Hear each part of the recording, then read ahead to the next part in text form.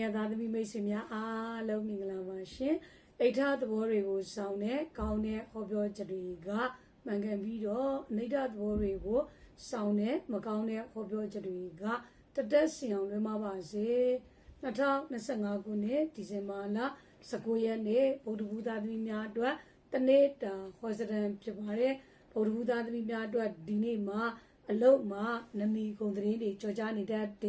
အလုံးနဲ့ပတ်သက်ပြီးသွားရင်လေကံအခွင့်အလမ်းတွေလည်းအဖက်ဖက်ကနေပြီးတော့ဒီနေ့မှာတအားကြီးကိုကောင်းနေတဲ့စီးပွားရေးကိစ္စလူမှုရေးကိစ္စအားလုံးလည်းဒီနေ့မှာအဆအဆအရရအဆင်ပြေအောင်မြင်မယ်နော်ကျမ်းမာရေးအနေနဲ့ကိုယ်လက်ရရန်တဲ့ဝေဒနာမျိုးတွေခံစားရတဲ့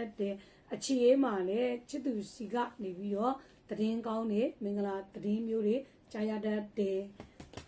အိမ်တော်ရေးမှာတော့မိခင်ရှိကနေပြီးတော့ထောက်ပံ့ကောင်းအကူအညီကောင်းအဆက်အသွယ်ကောင်းတွေရရှိတဲ့အကျိုးပေးတဲ့ကဏ္ဍကတော့9နဲ့9ဖြစ်ပြီးတော့အကျိုးပေးတဲ့အရောင်မှာအဝါရောင်နဲ့အနက်ရောင်ပဲဖြစ်ပါတယ်ရရအနေနဲ့မိမိအိမ်ရှိဖျားမှာဝင်ရင်ကကလူပေးရမှာဖြစ်ပါတယ်ရှင်